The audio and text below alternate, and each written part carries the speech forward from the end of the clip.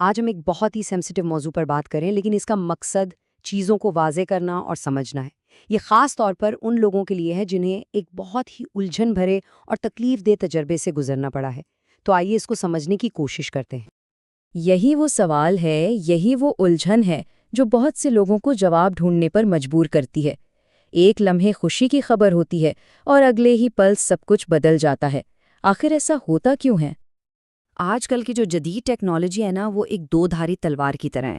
مطلب ایک طرف تو یہ بہت بڑی سہولت ہے کہ حمل کا پتہ بہت جلدی لگ جاتا ہے، لیکن دوسری طرف یہی حساسیت ایک ایسے حمل کا بھی پتہ لگا لیتی ہے جو شاید آگے بڑھنے والا ہی نہیں تھا، اور اس سے ایک امید اچانک مایوسی میں بدل جاتی ہے۔ چلیں اب اس جذباتی پہلو سے تھوڑا ہٹ کر اس کے پیچھے کی سائنس کو سمجھتے ہیں کہ آخر جسم کے اندر اصل میں ہو کیا رہا ہوتا ہے۔ کبھی کبھی اس عمل کو سمجھ لینے سے بھی تھوڑی تسلی مل جاتی ہے۔ تو آسان لفظوں میں کیمیائی حمل، جسے بائیو کیمیکل حمل بھی کہتے ہیں، ایک اصلی حمل ہوتا ہے جو بس بہت ہی جلدی ختم ہو جاتا ہے۔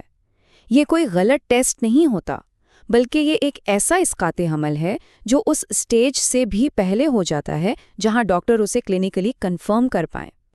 تو آئیے دیکھتے ہیں کہ یہ مرحلہ وار کیسے ہوتا ہے۔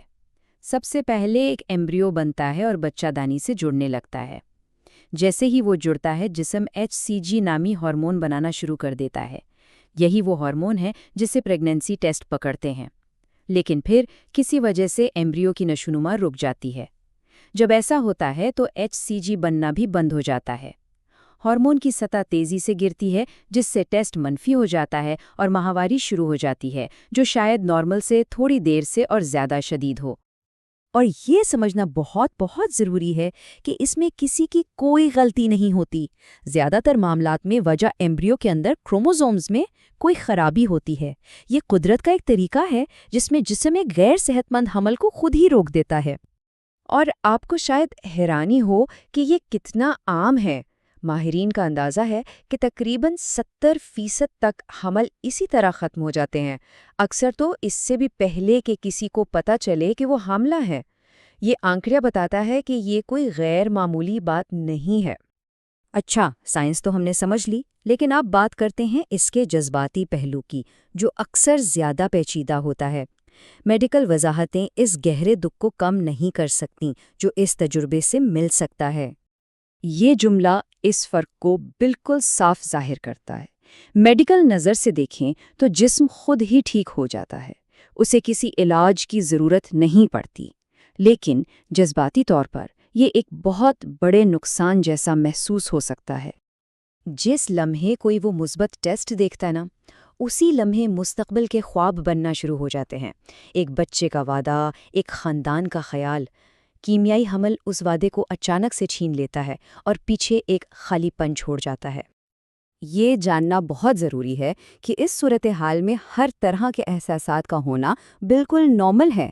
اداسی، غصہ، الجھن یا پھر شاید جلدی آگے بڑھنے کی خواہش، یہ سب عام رد عمل ہیں۔ ایسے وقت میں خود پر نرمی برتنا اور اپنے جذبات کو تسلیم کرنا سب سے اہم ہے۔ چلیں اب آگے بڑھتے ہیں اور یہ دیکھتے ہیں کہ اس تجربے کا مستقبل کے لیے کیا مطلب ہے۔ یہ ایک مشکل لمحہ ضرور ہے، لیکن یہ کہانی کا اختتام بالکل نہیں ہے۔ یہ شاید سب سے بڑا سوال اور خوف ہے جو اکثر ذہن میں آتا ہے۔ کیا یہ دوبارہ ہوگا؟ کیا اس سے مستقبل میں حاملہ ہونے پر کوئی اثر پڑے گا؟ اور اچھی خبر یہ ہے کہ اس کی جوابات بہت حوصلہ افزا ہیں۔ کیمیائی حمل ہونے کا مستقبل میں حاملہ ہونے کی صلاحیت پر کوئی اثر نہیں پڑتا۔ اصل میں کچھ لوگ تو اسے اس بات کی نشانی سمجھتے ہیں کہ جسم کوشش کر رہا ہے اور حمل ٹھہر سکتا ہے۔ جب بھی کوئی جذباتی طور پر تیار ہو تو دوبارہ کوشش کرنے میں کوئی طبی رکاوٹ نہیں ہوتی۔ اور ہاں، یہ بھی یاد رکھیں کہ اس سفر میں کوئی بھی اکیلا نہیں ہے۔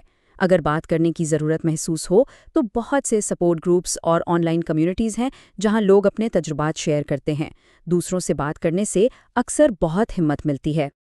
تو آخر میں بس یہ سمجھنا ضروری ہے کہ یہ ایک تکلیف دہ تجربہ ہو سکتا ہے، لیکن یہ مستقبل کی امید اور امکانات کو ختم نہیں کرتا۔ یہ کہانی کا ایک مشکل باب ہو سکتا ہے، لیکن یہ پوری کہانی نہیں ہے۔